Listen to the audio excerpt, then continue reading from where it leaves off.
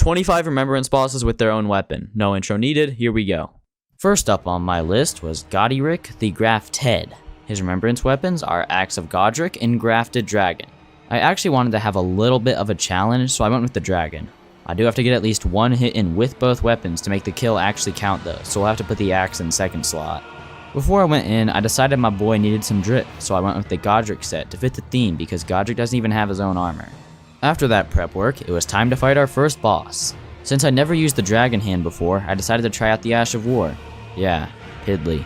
I figured out that if you just hold R2, it'll do a crap ton of damage and break his poise, so that was my phase 1 strategy. Phase 2 was basically identical, just hold R2 over and over until poise break. I almost had him dead, then I realized that I needed to use the axe too. One jump later, and it was over for the Lord of all that is golden. Godrick was definitely the easiest one on this list, so don't click off because of that. Trust me, the bosses get a lot more challenging. Anyway, there isn't anything else to say in this section, so let's move on to the next one. Rennala. I want to go curl up in a ball and cry. Her weapons are Carry and Regal Scepter, and Rennala's Full Moon. I'm also using Comet Azure because she gets to use it, so I can too. You're probably like, old boy C, those are some really good sorceries. Why do you want to curl up and cry? And the answer to that, my friends, is this. As you can see, she is heavily immune to magic. No matter what I tried, I would always run out of FP in phase 2. An idea struck my brilliant mind though. What if we used a physic to try to get infinite Comet Azure? Well, it worked, but only for about half the first phase's health. I realized that I could do it if I just had a lot more Cruellian tears, so that's what I did. 11 magic, 3 for healing. Awesome. First phase was a cakewalk, just annihilate her with the old beam team. In second phase, she was impossible to hit with that, so I just switched to Full Moon where we did some okay damage. From there it was just patience, dodge a lot and get a Full Moon off wherever you can. It got really boring, but I did it. Yay. I would say it is definitely possible to beat her with your own weapons, but you're gonna have to come back late game. You need all the flasks you can get. With this monster fight out of the way, it's time to move on to one of my favorite bosses. I decided to diverge off the path a little bit and take part in a festival. The Radahn Festival. Dun dun dun. The weapons I'm using are the good old Lion's Greatbow and the Starscourge Greatsword. I've never actually used the Greatbow before, so I decided I should challenge myself to use that for one half of the fight. It didn't go well. Turns out weapons with long charge-up speeds are bad against Radahn's fast swings. Who would have guessed? After trying for a good 20 minutes, I finally made it past phase 1. I was feeling pretty proud of myself. Then I died, with one hit left. Oh! My next attempt went a lot better. Breezed through phase 1, some close calls in phase 2, and it was over. I never want to fight Radahn again. While I could have taken on Regal Ancestor a lot later, I just decided to do it now so he wouldn't have to deal with it. This one's interesting because there's only one weapon, the Winged Greathorn. The other thing you get is the Ancestral Spirit's Horn, which gives you 3 FP every time you kill an enemy. Let's go! That's really gonna help us, yeah! This is typically a one-sided fight, and this little challenge of mine was no different. Right off the bat, we were taking fat chunks out of that health bar. I mean, that number's even bigger than my blood sugar level, and trust me, that's no easy feat. I kinda forgot he gets to heal, so I was thrown for a little loop there. Luckily for me though, I was able to just sit back and deal as much damage as possible. Overall, easy fight, extreme difference, moving on. We can't really access the other Remembrance bosses without first beating Morgott, so that's where I went. This is another case where there's only one weapon, Morgott's Cursed Sword. The other thing we get is the Regal Omen Baron, which is one of the worst things in the game. I do not care what you say. Anyway, we still do damage with it, so we do have to incorporate it. The fight started off pretty generic. We did some okay damage, popped the Regal Omen, and we were rolling. I felt like the fight was going pretty normally, almost too normally. Everything seemed okay, right up until the end, where we killed each other. Then I spawned back into the arena, which I guess has something to do with an event there. Anyway, I hope you didn't fall asleep there because we have some bangers coming up. Like Fire Giant. This was not a banger for me, but you guys will sit there and kick your feet giggling, so have fun. The things we're using are the Giant's Red Braid and Burn of Flying. I equipped a seal so we could actually use the incantation and hopped into battle for 1 hour, 12 minutes, and 4 seconds. I'm not joking, I had to record for that long. The file itself takes up 16 gigabytes on my PC. I hate this fight. I got knocked off my horse every single time he did that stupid little shield upper. I made it right there at 25 minutes in and I figured, oh, I should be a couple attempts away. This sucked. I hated it. I had to sit in my little cave up here for that long. I'm not going to talk about how much my mental state has tanked anymore though, so let's just get this fight finished. I got the fire incantation off and did some damage, so I switched back to the whip and flailed this dude to the ground. I'll tell you though, that dopamine release I got after beating this guy was otherworldly. Like, not gonna lie, I probably emitted a small EMP wave. We have finally beat this dude though, so I think it's time to pay my boy Big M a visit. Maliketh is a boss, that's what I'll say. The weapons we're using are Maliketh's Black Blade and Black Blade, the incantation. Big Sword just absolutely carried through the first phase, which I was pretty happy about.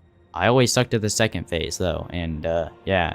I guess no matter what weapons I use, I can't hide how much of a filthy casual I am. Luckily for me, I didn't spend an hour on this one. I guess the Golden Order was on my side today. I did use the incantation before you asked, and surprisingly, it actually dealt destined death damage. This surprised me because he's the death dude, but you know, I'll take it. After a little bit, I decided to lock in and beat him pretty quickly, so yeah, awesome sauce. We could have gone for Godfrey and Elden Beast, but this video's every Remembrance boss. So let's go to Lichdragon using Fortisax's Lightning Spear and Death Lightning. 2 incantations. Awesome. I'm going to take a page out of the Rennala book and get 10 flasks of Corellian Tears because I do not want to run out. I started off the fight thinking the Lightning Spear would cook. It did not. Death Lightning on the other hand was yielding way better damage, so I just cozied up in the inner thigh and annihilated the RB button on my controller. After a good solid 5 minutes of this, the big dragon toppled and my little dude was bathed in the beast blood. Another W for Elden Bilson! Rykard was a hurdle to say the least. As you know, this boss is a gimmick that you use the serpent spear thing on. We don't get to use that though, we get to use Blasphemous Blade and Rykard's Rancor. The Rancor did nothing, which is just a trend at this point, the secondary weapon doing no damage at all. The blade, on the other hand, was doing some surprisingly mediocre damage, so I guess I know what I'm spamming now. A little later into the battle, I realized that I still needed to fight Together Man. So... he gets a big sword, so, you know, shiver me timbers. Just kidding, I'm a dodging champ, so it was easy. Same strategy, you know how it is, easy dubs. I forgot to hit up Placidusax, so I called up my boy. Yo, you awake, bro? Yeah, he was still sleeping. I don't take that disrespect. In fact, he's not my friend anymore. Let's go beat the crap out of him, using Dragon King's Cragblade and Placidusax's Ruin, for anyone wondering. Placidusax's Ruin was doing some pretty respectable damage, so we could viably use this. Cragblade also did some damage, so this will be one of the few fights I actually do alright on. Surprising, huh? For once I can't yap anymore, so I'll just move on to the next one. Maybe I should go back to the Dragonlord because we're fighting Malenia, my arch nemesis. See, we only get to use the Hand of Malenia and Scarlet Aeonia. Those are both good things, so it shouldn't be hard, right? Wrong. I've only ever beaten her using Rivers of Blood. Call me a casual, but it's true. Throughout my time with this boss, I did develop a strategy. Pop the Scarlet Aeonia until she's rotted, then sit back and spam Waterfowl Dance until second phase. Turns out the final hit of that sends her to the ground too. So how does it feel to have that used against you, Oh crap, I almost forgot my joke. I am Malenia, Blade of Miquella. Ha ha ha ha ha ha. Anyway, she used my own attack against me, which wasn't fair, but overall, I still cooked. Go ahead, give me your money. 4 bosses left. Your attention spans got this, trust me.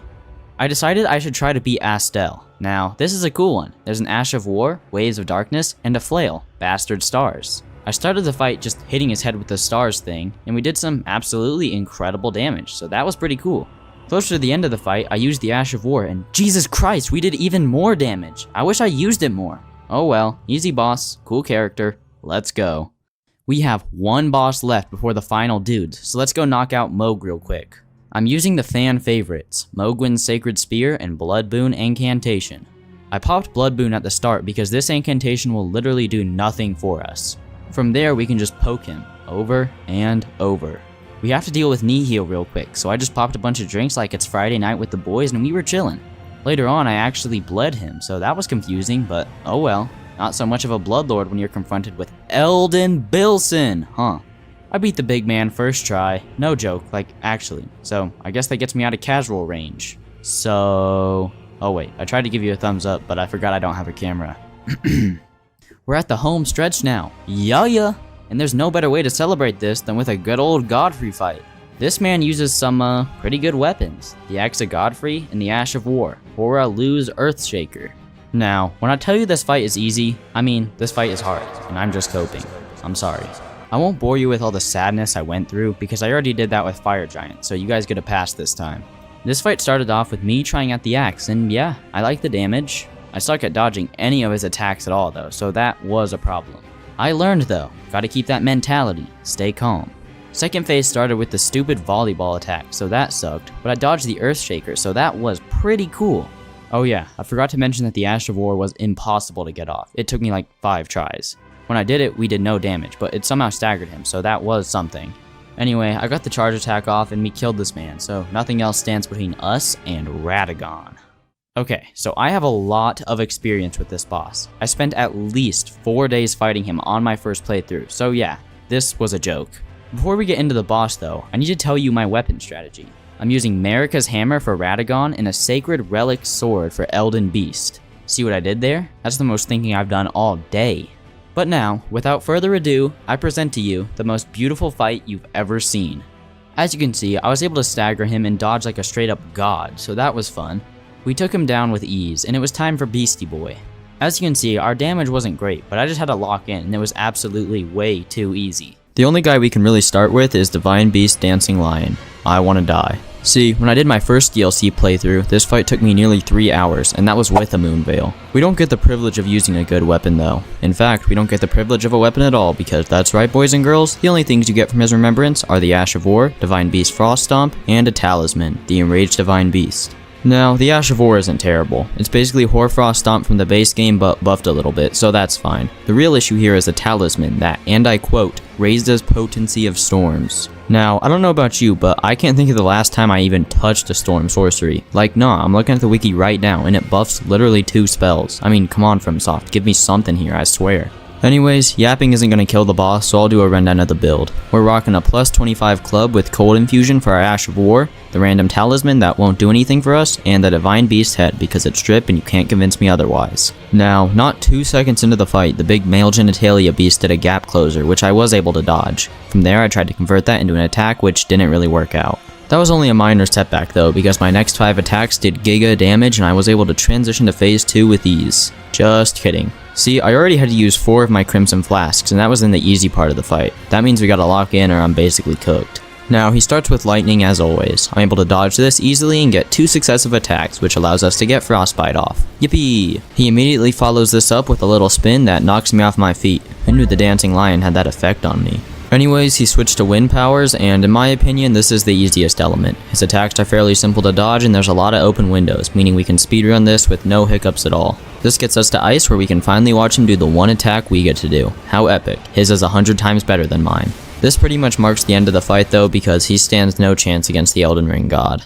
Rellana, FromSoft, come on, be unique with the names, I'm disappointed in you. When it comes to weapons though, I'm not disappointed at all because they went crazy with these. We got our Twin Blades, which in my opinion are one of the best weapons in the game, and Rellana's Twin Moons, which are like the moon sorceries from the base game except they're actually possible to get off. Now, this is personally one of my favorite fights from the DLC, so I'm really excited to learn the moves and not just mimic tier cheat my way through this. I immediately tried to open with the sorcery, and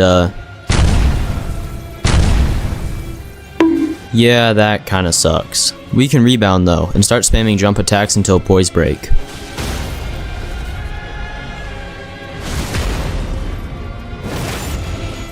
No, she's whipping out her giant sword.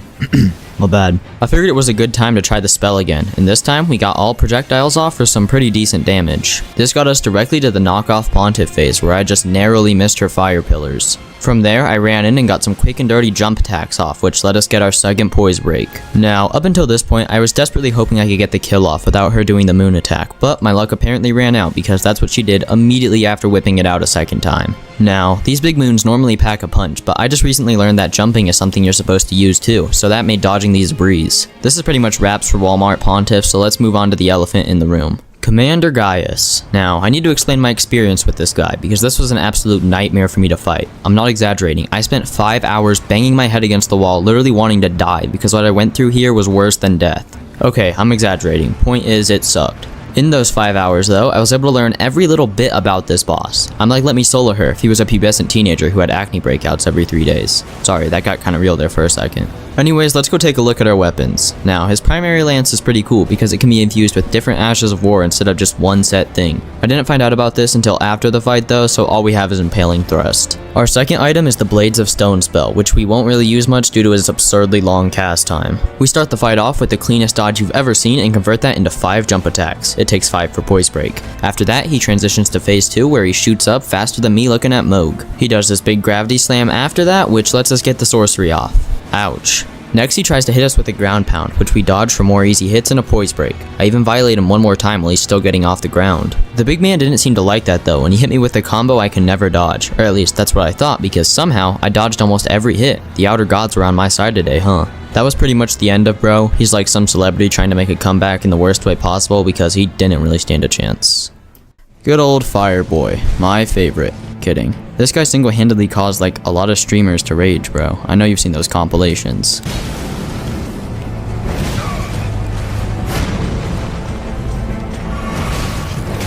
Love it, man.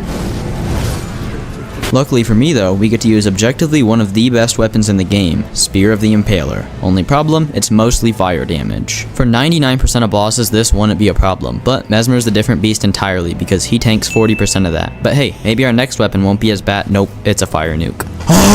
Anyways, we have to fight this guy, so I'll stop procrastinating and actually show off the battle. He always opens with the explosions, which are pretty easy to dodge. This allows us to get an attack off and roll away as fast as humanly possible. From there, he opens himself up again, but I fumble hard because my character decided to jump backwards and hit the floor. This is going to be a trend you'll notice a lot. Anyways, we're able to dodge his multi-spear AoE and get a clean transition to phase 2. This is where we have the longest window of opportunity, which makes it the perfect time to try out the fire orb. This immediately got stagger off and allowed us to do some pretty decent damage. We're now literally halfway through based Serpent Messmer and we didn't even have to do anything. The only attack I'm scared of now is his grab, which we thankfully dodge and punish hard. This fight went surprisingly better than I thought. Sure, I have 30 minutes of footage, but hey, at least I didn't break my controller or something crazy like that. I've been a little bored lately, so I decided to Google frenzied lords in my area, and there just so happened to be one nearby. His name is Midra, and he's 84 years old. I pulled up to the crib with the Greatsword of Damnation, which is a greatsword, and Midra's Flame of Frenzy, which is a huge AoE incantation. Now, when I walked into the boss arena, he just randomly said, "The depths of your foolishness." I don't get what he meant by that, but it made me mad, so I decided to beat the elderly man to the floor. That was a bad move. Apparently he was a lot stronger than I thought, because he stood up and he was way taller than me. I guess that's not really that hard to beat. Anyways, he opened with a frenzied burst, so I dodged that and hit him with the exact same thing. Beautiful damage, I know. From there, I rolled through like 30 swings and got attacks off where I could. After literally 4 jump hits, he was poise broken and we were able to stick it right through him. I tried to follow this up with the Ash of War, but apparently the second part of that only works on certain enemies because it didn't do crap to him. We bounced back though, and before long we had yet another stagger. No joke, this sword moves so fast, like to the point where I thought I had a speed modifier on my game or something. Anyways, it was a pretty smooth phase 2 transition, though I didn't clear out of the area for his nuke in time, so I had to tank it. From there, I tried my best to get hits in, but Big Papa had other plans for me, and he stuck it straight through my head. I finally had my footing though, so I locked in and got hella jump attacks off. Things were seeming alright, but that's when I got stuck in a healing loop and lost about 4 flasks, so I decided to get aggressive and straight up hug that guy, and while that was an incredibly dangerous move, it worked wonders and got us back on even ground. Surprisingly, some of his swings just flat out missed too if you're right in his grill, so I just banked on that until I killed him. Since we're in the general area, I feel like Scadutree Avatar is going to be a solid next choice. I don't really have anything to say about this overgrown sunflower besides the fact that he kind of looks like a specific body part when you see him for the first time. Or maybe I'm just brain rotted, who knows. Anyway, we get the usual weapon and spell, Shadow Sunflower Blossom, which I wholeheartedly believe is one of, if not the biggest item in the game, and Land of Shadow, which is an incantation that fires a lot of tiny darts. These are both incredibly good items, so this should be a breeze. Yep. Easy peasy. Anyways, I start by dodging his ranged attack, then using an incantation for some easy damage. Then I close the gap for the biggest unga bunga you've ever seen. Phase 2, here I come. He immediately opens with the Mario Kart attack, which I dodge and counter. From there, he tries to lunge at me, but misses and gets a face full of pollen. I just rinsed and repeated this strategy for all of phase 2, which brought me to the exact same thing for the 3rd time. God, FromSoft really outdid themselves with this one.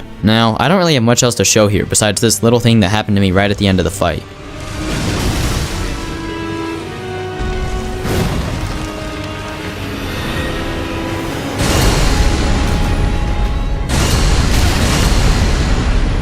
Yeah, I thought it was Jover there for a second. Anyways, the only thing I really enjoyed about this little battle was the satisfying chunks out of the health bar. Other than that, it got really annoying really quick. Good old mother of fingers. Oh my god, the jokes I could be making right now. Anyways, Walmart Rom the Spider was apparently more challenging than she was on my first playthrough. The 58 minutes I have of footage should explain for itself. It's not even like she's that tanky or anything, she just does the most absurd damage known to man. Luckily for us though, that translates into her weapons quite nicely. We got Gazing Finger, which is another colossal weapon, and Staff of the Great Beyond, which would be really cool if we actually had some sorceries. I'll still try to get a hit in with it though, trust. Anyways, we start this off by dodging the beam and getting an easy hit in. From there, we roll through our combo and do another jump attack. I just realized this whole video has been basically me spamming jump attacks. Oh well, gotta get ad revenue somehow. At this point, we're just one more hit away from Poise Break, but I got a little too greedy and messed up. See what I mean about the damage? That was just a small setback though, because I got it in shortly after and already had an easy phase 2 transition. Here's the hit I did with the staff just to prove I did it. Anyways, after that, I got yet another Poise Break in and had her down good. This is usually where I start fumbling though, and this boss was no different. I got hit by her beam, exploding balls, and a big laser. I'm pretty sure those were her last ditch efforts though, because she didn't even really try at the end. What a loser. Dark Souls had Quelaag, Dark Souls 2 had Najka, but you know what Elden Ring's missing? Another woman with the legs of a bug. Or at least that's what I said before Shadow of the Erdtree came out, because thank the Lord above, FromSoft brought the tradition back. I had sleepless nights thinking they ditched this iconic design, but 2 long years later, we finally have it back. My life is complete. I will die a happy man. Okay, there's no way those words just came out of my mouth. My internet footprint's screwed, isn't it?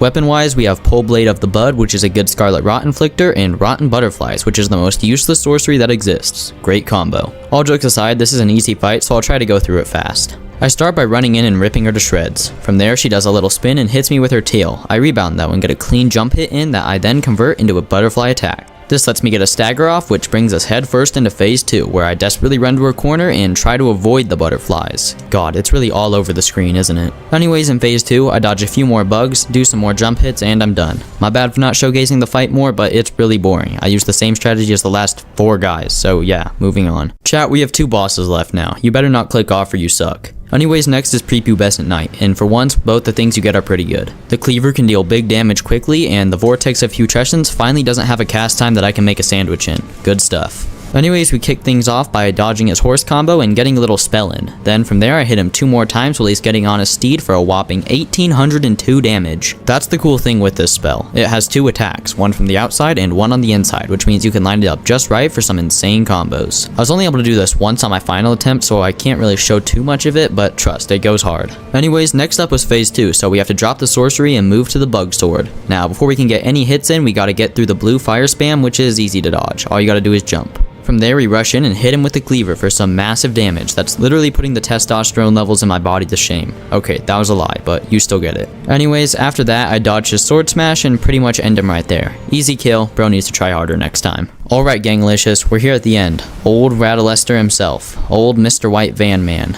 This boss has some very unique weapons, and while what they did wasn't exactly the most practical approach, it's still pretty cool. See, you have the Great Sword of Light and Lord. They're both the same thing, but each has its own Ash of War. This is cool when you can spawn them in with a mod menu, but not as cool when you have to beat this dude twice just to dual wield them. On top of that, you have the Light of Miquella incantation, which is basically a big explosion that requires 72 faith to use. Oh, I forgot to mention, I've been limiting myself to level 180 this whole run and respecking for each boss respectively. Anyways, he starts with the old Gravity Slam, which lets us get the Miquella light off, though we kinda had to trade blows because this guy attacks way too fast. Either way, that's the most damage I've ever done to Radahn, so I'll take it. From here, it's a battle of patience, because we can only get one little hit in every 8 swing combo. Slow but steady wins the race though, and before I knew it, we were at phase 2. Now, we immediately have to try to dodge the big explosion, but I messed up. Got too distracted looking at Miquella for real. Anyways, his attacks are almost identical, but we have the frail dude shooting pea streams down at us. Not really too much to note here, but I'm really proud of how good I've got at dodging his meteor shooting thingy. Dad, please love me. Just kidding, we stream over at School in the Classics and have grand old times. Anyways, a few jump attacks later, and bro was down, Mohg's name was cleared, and Miquella was saved. This is the part where watch time usually falls off, but I just want to give a quick thanks to all 11,000 of you who subscribed for my stupid videos. It means the world to me.